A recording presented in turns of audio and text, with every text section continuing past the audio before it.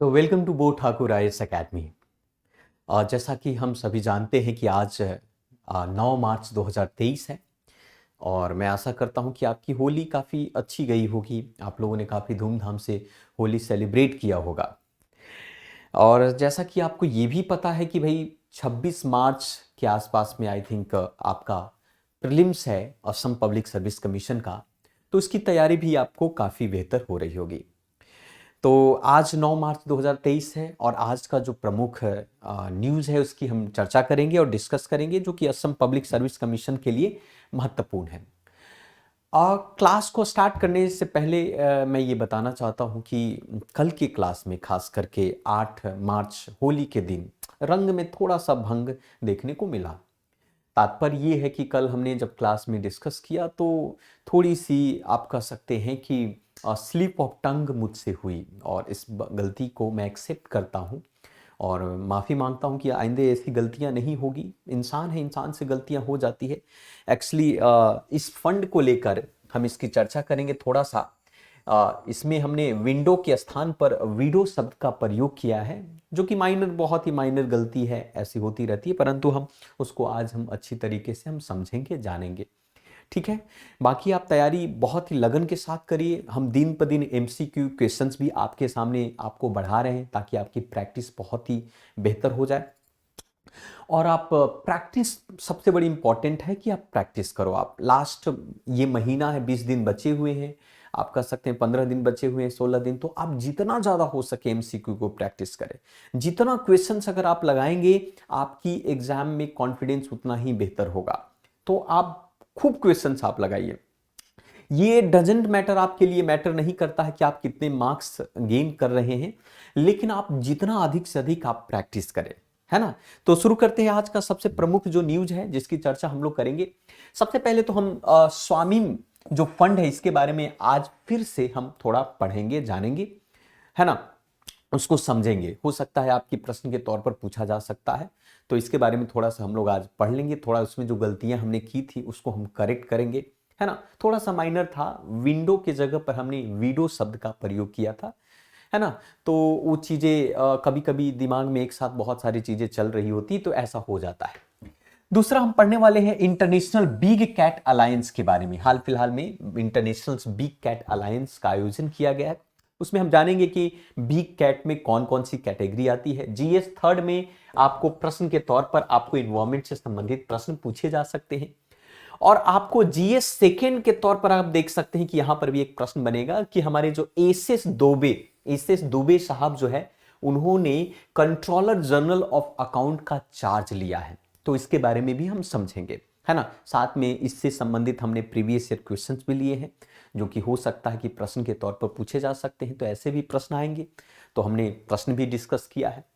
दूसरी बात है कि आरबीआई ने एक बहुत ही बेहतर शुरुआत किया है डिजिटल इंडिया को डिजिटल विलेज प्रोग्राम के तौर पर। अधिक से अधिक लोगों को डिजिटली कैसे कनेक्ट किया जाए, क्योंकि बैंक में आना जाना ये सब सारी जो समस्याएं होती है उसको खत्म किया जा सकता है।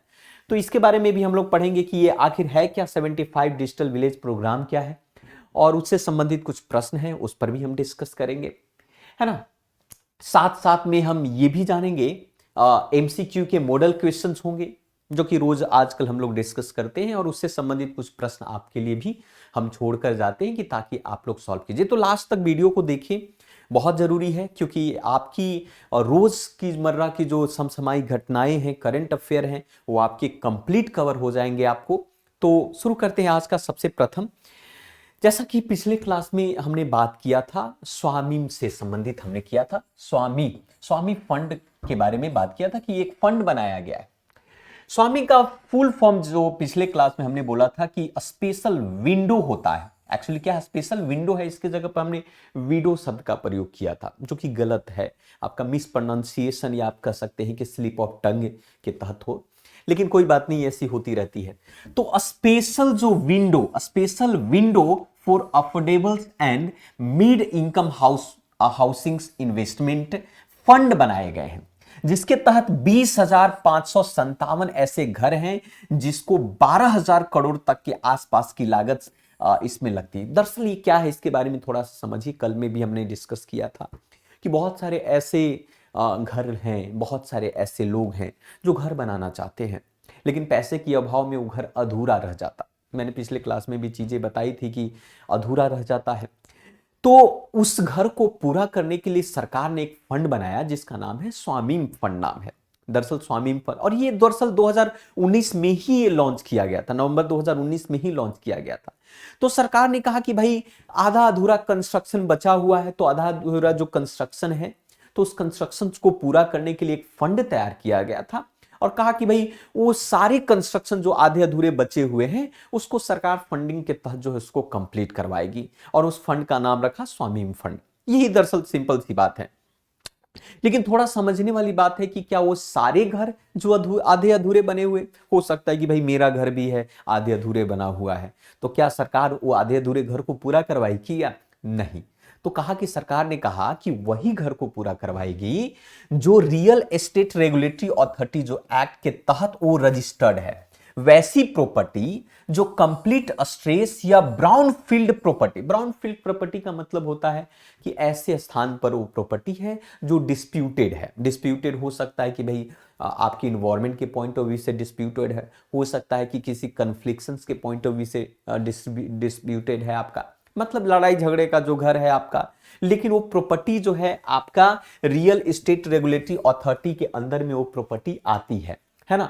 तो यहां पर मेन ऑब्जेक्टिव यही है कि उस घर को कंप्लीट करवाना है जो स्ट्रेस्ड है या फिर ब्राउन फील्ड प्रॉपर्टी है, और वो property real estate regulatory authority के अंदर में वो आपको रजिस्टर्ड है। उन सभी घरों को सरकार 2019 में जब प्रोग्राम चलाई थी तो कहा कि 12,000 करोड़ का एक फंड तैयार किया गया, और उस फंड के तरह ये सारे स्पेशल विंडो अफोर्डेबल्स मिड इनकम वाले जो हाउसिंग होंगी उसको पूरा करवाया जाएगा। ये दरअसल ये चीजें था, समझ गए हमारी बात का। एक चीज और भी है कि जो फंड है आपका, जिसे आप स्वामीम इन्वेस्टमेंट कहते हैं, फंड है, ये फंड जो है शुरुआत किया गया गवर्नमेंट सरकार के द्वारा। दूसरी बात है कि इस फंड को मैनेज कौन करेगा, संचालन कौन करेगा उस फंड का, तो संचालन करने की जिम्मेवारी जो है आपका एसबीआई कैप वेंचर लिमिटेड को दे दिया गया कि आप इस फंड को आप क्या करो कि संचालित करो, इस फंड को संचालन आपकी जिम्मेवारी है। समझ रहे? तो ये हो सकता है कि इससे संबंधित आपके प्रश्न आपके एग्जाम में पूछेंगे कि स्वामीम फंड है क्या, इसका संचालन कौन करती है, और ये किस प्रकार का फंड है भाई। तो स्पेशल विंडो फॉर अफोर्डेबल आप and the mid income housing programme है आपका, जिनकी इनकम बहुत कम ही लेकिन कंस्ट्रक्शन ना हो पाया कई रीजन के कारण, तो सरकार उस फंड के तहत जो उसको पूरा करवाएगी। यही था इसके बारे में ज्यादा, और ऐसे करीब करीब 20,557 ऐसे घरे हैं जिनको ये करवाने की बात। दूसरा मोस्ट इंपॉर्टेंट न्यूज है आपका, अगर आप देखेंगे, जिसका नाम है इंटरनेशनल बिग कैट अलायंस।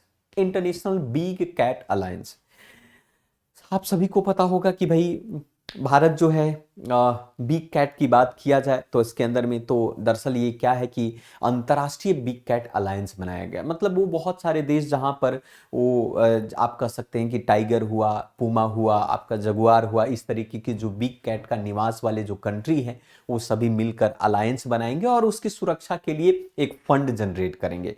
तो ये करीब करीब 100 मिलियंस की फंडिंग यहां पर देखने को मिली है। तो यहां पर कहता है कि भारत रिसेंटली इस बात को प्रपोज किया है कि हम लोग अंतरराष्ट्रीय इंटरनेशनल बिग कैट अलायंस बनाएंगे, और किस लिए कि ताकि जितने भी बिग कैट हैं उनको प्रोटेक्ट किया जाएगा, और उसके प्रोटेक्ट के लिए, उसके एश्योरेंस के लिए आप कह सकते हैं कि $100 मिलियन की फंडिंग की गारंटी पीछे आने वाले 5 सालों तक की जाने वाली, मतलब 5 सालों के अंदर में 100 मिलियन जो है डॉलर जो है फंड किया जाएगा इन सभी बिग कैट को बचाने के लिए। अब आपके मन में प्रश्न उत्पन्न हो रहा होगा कि बिग कैट में कौन कौन से आते हैं भाई, क्या घर वाली बिल्ली जो है वो तो नहीं है ना?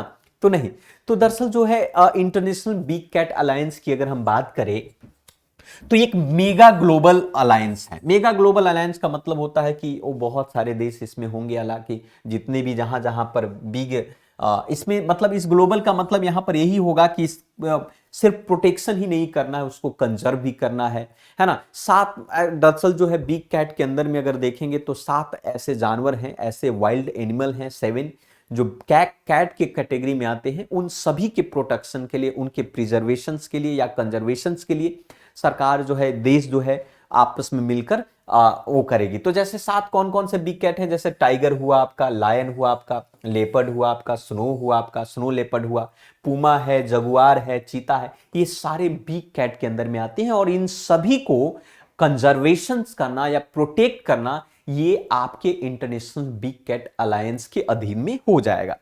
दूसरी बात है कि इसमें यह कहा जा रहा है कि एक मेंबरशिप होगा, इसमें सदस्यता होगी उन सभी देशों को जहां पर खास करके वो सभी देश जहां पर बिग कैट पाए जाते हैं। तो ऐसा कहा जाता है कि एक ओपन मंच होगा और 97 रेंज कंट्रीज के अंदर में आएंगे जो जहां पर नेचुरल हैबिटेट्स है, इन बिग कैट का नेचुरल हैबिटेट्स देखने को मिलता है। तो सभी अंतरराष्ट्रीय ऑर्गेनाइजेशन के तहत या फिर बहुत सारे अंतरराष्ट्रीय ऑर्गेनाइजेशन भी इसमें भाग ले सकते हैं। बहुत सारी ऐसी कंट्रीज हैं जहां पर बिग कैट पाए जाते हैं, वो भाग ले सकते हैं। तो इसके बारे में तो यही आगे चलकर सब मिलाकर क्या बनाता है, इंटरनेशनल बिग कैट अलायंस का निर्माण करता है। अब इंटरनेशनल बिग कैट जो है आपका प्लेटफॉर्म एक तैयार होगा, वहां पर इस प्लेटफॉर्म के माध्यम से सभी देश पार्टिसिपेट करेंगे, एक कैपेसिटी बिल्डिंग प्रोग्राम तैयार करेंगे, रिसोर्सेस की व्यवस्था करेंगे, अवेयरनेस क्रिएशन प्रोग्राम चलाएंगे कि भाई इसको कैसे कंजर्व किया जाए इन सभी बिग कैटों को। साथ साथ में बहुत सारी ऐसी एक्टिविटी होगा जैसे ई पोर्टल बनाना हुआ, बिल्डिंग तैयार करना हुआ, इको टूरिज्म को बढ़ाना हुआ, पार्टनरशिप एक्सपर्ट ग्रुप और फाइनेंस टैपिंग के बीच में पार्टनरशिप डेवलप करना। और आने वाले 5 सालों के बाद, पहले 5 साल के बाद जो है इन सभी लोग मिलकर भारत टोटल जो ग्रांट देने वाला है $100 मिलियन वो देगा, उसके तहत मेंबरशिप एज ए फी के तौर पर। अब चाहे इसमें प्राइवेट भी लोग होगा, कई बार प्रश्न ये भी पूछा जाता है कि आप प्राइवेट मेंबर भी इसमें भाग ले सकते हैं, तो एग्जैक्टली प्राइवेट सेक्टर भी इसमें भाग ले सकता है, मल्टीलेटरल इंस्टीट्यूशंस भी भाग ले सकते हैं, बायलेटरल भी इसमें हो सकता है, आपका सबका कंट्रीब्यूशंस होगा आपका। तो करीब करीब सिविल सर्विसेज में भी ये प्रश्न के तौर पर पूछ सकता है, आपका असम पब्लिक सर्विस कमीशन में ये प्रश्न आपको दे देगा कि भाई ये जो बिग कैट है उसमें कौन सा जानवर होगा। तो ये जो प्रमुखता हमने बिग कैट की चर्चा की, तो उसमें आपका कोई दूसरा जानवर भी उसमें डाल देगा, तो वहां पर आप आसानी से एलिमिनेट कर लीजिएगा। आपको बिग कैट में ये प्रमुखता लोग आते हैं जैसे एशियाटिक टाइगर हुआ, एशियाटिक लायन हुआ, ब्लैक लेपर्ड हुआ, आपका स्नो लेपर्ड हुआ, चीता हुआ, ये सभी बिग कैट के अंदर में आते हैं। तो ऐसे प्रश्न आपके एग्जाम में आएंगे, जरा फोकस रहने की जरूरत है आपका, है ना।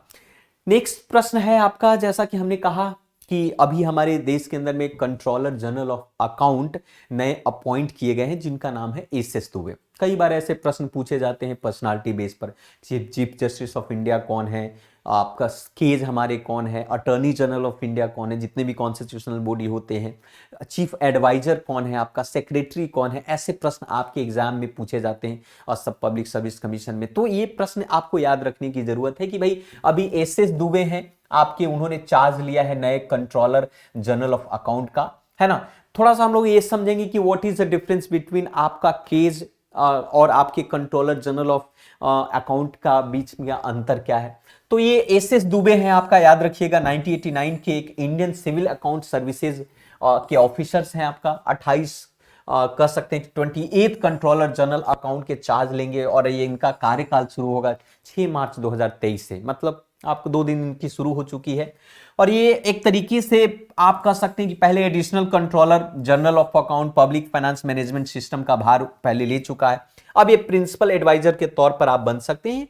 और एक तरीके से सीजीए जो controller general of account responsibility होती है कि आपको इंटरनल ऑडिट इन सभी चीजों के बारे में। तो कई बार ऐसे प्रश्न आपके एग्जाम में पूछे जाएंगे, कभी कभी आपके प्रश्न में कंफ्यूजन आपको होगा कि भाई कंट्रोलर सीएजी केज क्या है या कंट्रोलर ऑफ ऑडिटर जनरल क्या होता है और कंट्रोलर जनरल ऑफ अकाउंट क्या, तो दोनों बीच में अंतर है, दोनों अलग है। अगर हम केज की बात करेंगे तो ये हमारा केज कॉन्स्टिट्यूशनल बॉडी है, एक इंडिपेंडेंट कॉन्स्टिट्यूशनल बॉडी जो हमारे संविधान के आर्टिकल 148 में मेंशन किया गया है। लेकिन अगर यही हम बात करेंगे कंट्रोलर जनरल ऑफ अकाउंट का, तो ये आपको मिनिस्ट्री ऑफ फाइनेंस के अंदर में एक रिपोर्ट जारी करने का काम करता है। ये कॉन्स्टिट्यूशनल बॉडी नहीं है और ना ही ये एक तरीके से आप कह सकते हैं कि भाई एक स्टैचुअरी बॉडी है, तो ना स्टैचुअरी बॉडी है ये और ना ही कॉन्स्टिट्यूशनल बॉडी है। तो ये साफ साफ कई बार प्रश्न आपको पूछ देगा कि भाई कंट्रोलर जनरल ऑफ अकाउंट जो है स्टैचुअरी बॉडी है, या फिर पूछ देगा आपका कि भाई ये कॉन्स्टिट्यूशनल बॉडी है। तो ना तो स्टैचुअरी है ना आपको कॉन्स्टिट्यूशनल बॉडी है आपका। हाँ, केज आपका इंडिपेंडेंट कॉन्स्टिट्यूशनल बॉडी है जो आर्टिकल 148 1945 में यूज किया गया है, जिसका मेन मकसद होता है कि फाइनेंस से संबंधित कोई भी मामला है, 3 level of the government of India में है। 3 लेवल ऑफ गवर्नमेंट का मतलब आप सबको पता होगा कि भाई सेंट्रल गवर्नमेंट हुआ, स्टेट गवर्नमेंट हुआ, पंचायती राज आपका म्युनिसिपल हुआ। तो उन सभी स्तर पर वो आपको जांच पड़ताल कर सकता है, फाइनेंस से संबंधित चीजों की जानकारी रख सकता है, पूछ सकता है, आपसे प्रश्न पूछ सकता है कि भाई आपका इतना फंडिंग मिला था, तो इस फंडिंग का आपने क्या किया। तो ये आपके कॉन्स्टिट्यूशनल बॉडी होने के नाते जो है इसकी दायित्व तो बनता है, वो आपसे प्रश्न पूछे जा सकते हैं। लेकिन इनका काम होता है कि कंट्रोलर जनरल ऑफ अकाउंट का मेन मकसद होता है कि गवर्नमेंट ऑफ इंडिया के एक प्राइमरी अकाउंटिंग एडवाइजर के तौर पर काम करते हैं। जैसे आप कह सकते हैं कि भाई एक तरीके से ऑडिटर होता है कि भाई क्या करना चाहिए, तो एक तरीके से प्राइमरी अकाउंटिंग एडवाइजर के तौर पर ये काम करते हैं आपका। दूसरी बात है कि इनके केस में अगर केज की बात करें तो केज सभी प्रकार के ट्रांजैक्शंस की ऑडिट कर सकता है, जैसे कर्ज की बात हो, डिपॉजिट हो, मनी हो आपका, या इन्वॉल्विंग सेंट्रल स्टेट गवर्नमेंट से संबंधित कोई भी फाइनेंस का मामला, तो इसकी जांच ये हमारे केज साहब कर सकते हैं। लेकिन इनके अंदर में मात्र ये है कि जनरल अकाउंटेंट प्रिंसिपल होते हैं और इनका काम होता है कि स्टेट गवर्नमेंट और सेंट्रल के जो अकाउंट्स फॉर्म को एक तरीके से इस्टेब्लिश करने का काम इनके पास होता है, बनाने का काम होता है। तो ये एक तरीके से आप कह सकते हैं। तो कई बार प्रश्न आपके एग्जाम में पूछ देंगे। कंट्रोलर जनरल जो होगा एक तरीके से गवर्नमेंट ऑफ इंडिया का एक प्राइमरी अकाउंटिंग एडवाइजर होते हैं आपका, जो मिनिस्ट्री ऑफ फाइनेंस के अंदर में, डिपार्टमेंट ऑफ एक्सपेंडिचर के अंदर में काम करते हैं। लेकिन यहीं पर आप कह सकते हैं कंट्रोलर जनरल ऑफ अकाउंट का, तो ये चार्ज डिस्ट्रीब्यूटिंग पेंशन आपका हुआ, सेंट्रल सिविल पेंशन हुआ, हाई कोर्ट जज हुआ, एक्स प्रेसिडेंट हुआ, एक्स मेंबरशिप प्रेसिडेंट हुआ, फ्रीडम फाइटर हुआ, इन सभी के पेंशन संबंधित मुद्दों को देखता है। तो आपको कंफ्यूज रहने की जरूरत नहीं है कि क्या डिफरेंस है आपका केज में और सीजीए में, क्या डिफरेंस है। कई बार आपके प्रश्न ऐसे एग्जाम में पूछे जा सकते हैं।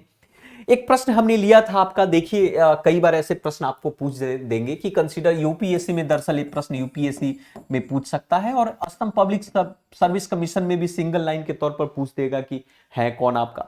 फिर भी आप देख सकते हैं, consider the following statement about the controller general of account. तो supervising maintenance of adequate account और standard by the central civil account office, जो कि अभी हम लोगों ने चर्चा की इसके बारे में। दूसरा, responsible for the preparation of submissions of the union government account, ये भी बात सही है। तो इसका जाहिर सी बात है कि इसका आंसर सी होगा, दोनों स्टेटमेंट सही है। ऐसे प्रश्न को आप जरूर सॉल्व करें, है ना। जितना ज्यादा प्रश्न आप सॉल्व करेंगे आपके लिए उतना ही बेहतर फायदा होगा, इतना ही आपको, जितना ज्यादा प्रॉब्लम अगर आप सॉल्व करते हैं। तो ये डिपेंड करता है आपके ऊपर कि आप प्रैक्टिस कर रहे हैं या नहीं रहे। तो आप थ्योरी पढ़ रहे हैं, हम आपको करंट अफेयर को बेहतर तरीके से मैं कोशिश करता हूं कि आपको एक्सप्लेन करूं, आपको बताऊं किस तरीके से प्रश्न पूछे जा सकते हैं, उसके बारे में भी हम चर्चा करें, है ना। तो निर्भर करता है आपके ऊपर कि आप अधिक से अधिक प्रश्नों को सॉल्व करें। आगे है आपका एक नेक्स्ट इंपॉर्टेंट है आपका RBI. Reserve bank of India ने शुरुआत किया 75 डिजिटल विलेज प्रोग्राम शुरू किया, 75 डिजिटल विलेज प्रोग्राम शुरू किया है। आप सबको पता होगा कि हमारे आरबीआई जो है, रिजर्व बैंक ऑफ इंडिया के जो गवर्नर है शक्तिकांत दास हैं आपका।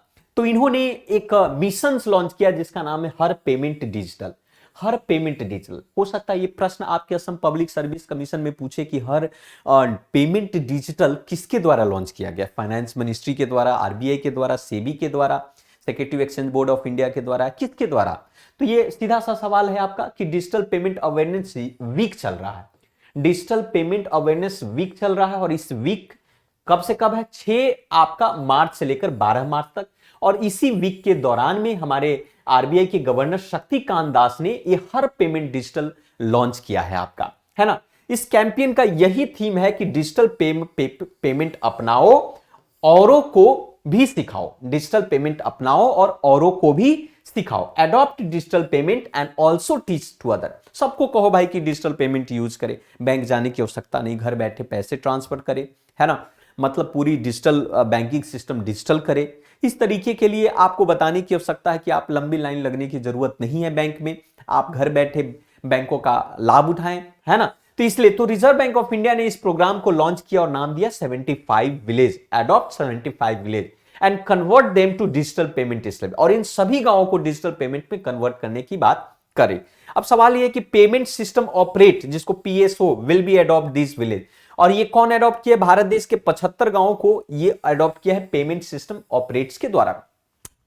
तो आरबीआई से रिलेटेड कई बार प्रश्न आपके पूछ देते हैं एग्जाम में, आरबीआई के बारे में पूछ देगा आपका, आरबीआई का फंक्शन क्या है, ये भी पूछ देगा आपका कि मॉनेटरी पॉलिसी के बारे में पूछ देगा कि रेपो रेट क्या है, रिवर्स रेपो रेट क्या है, आपका पूछ देगा ओपन मार्केट ऑपरेशंस क्या है, पूछ देगा आपका, है ना, एमएसएफ के बारे में पूछ देगा। तो ऐसे कई बार प्रश्न आपके एग्जाम में आरबीआई से संबंधित आपके पूछ दे, आरबीआई की स्थापना कब हुई थी, आरबीआई एक्ट क्या होता है, इन सभी चीजों को आप पढ़कर जरूर जाएं। आपका आरबीआई के गवर्नर कौन है, आपके प्रथम गवर्नर कौन थे, आपके आरबीआई का क्या क्या काम है, इन सभी से रिलेटेड चीजों को आप पढ़कर जाइए, प्रश्न जरूर बनेंगे। एक प्रश्न है आपका आरबीआई से संबंधित, आप जरूर इसे सॉल्व कीजिए। क्वेश्चंस क्या है, एक क्वेश्चन मैं आपके लिए छोड़ता हूं, आप क्वेश्चन इसका आंसर आप निकालें कि the interest rate at which RBI lend to commercial bank in the short term to maintain liquidity. कहता है कि मान लिया इसमें से कहता है कि इंटरेस्ट रेट आरबीआई जिस रेट पर है ना कमर्शियल बैंकों को लोन देती है शॉर्ट टर्म के लिए, उसे आप क्या कहते हैं, उसे आप इंटरेस्ट रेट कहते हैं, रेपो रेट कहते हैं, रिवर्स रेपो रेट कहते हैं, बैंक रेट कहते हैं। तो आप बताइए, बैंक रेट तो यही होता है सिंपल सा कि RBI reserve bank of India लंबे समय के लिए जब कमर्शियल बैंक को लोन देती है और जिस रेट पर वो लोन देती है उसे हम बैंक रेट कहते हैं। बट इस प्रश्न का उत्तर आप ढूंढ कर बताइए कि इसका उत्तर क्या हुआ, कमेंट सेक्शन में जरूर इस प्रश्न का उत्तर आप लोग दें, है ना। इससे हमें भी पता होगा कि आपकी तैयारी कैसी चल रही है और क्या क्या चीजें करनी है। अगर कोई सजेशन हो, आपका कह सकते हैं कि कोई सजेशन हो आपका कि आप कोई नए प्रोग्राम को लॉन्च करो, इकोनॉमिक्स लॉन्च, तो ये सब आप जरूर अपने कमेंट सेक्शन में आप बताएं, है ना, हम आपके लिए लेकर हम आएंगे। तो इस प्रश्न का उत्तर आप लोग दें, है ना, उसको हम डिस्कस भी करेंगे। आपका इंटरेस्ट रेट क्या होता है, रेपो रेट क्या होता है, रिवर्स रेपो रेट क्या है, बैंक रेट क्या होता है ना। इससे थोड़ी सी आपकी प्रैक्टिस और बढ़ेगी। नेक्स्ट क्वेश्चन की तरफ चलते हैं। हम मुक्त रूप से क्वेश्चंस पर आप ध्यान देने की आवश्यकता है।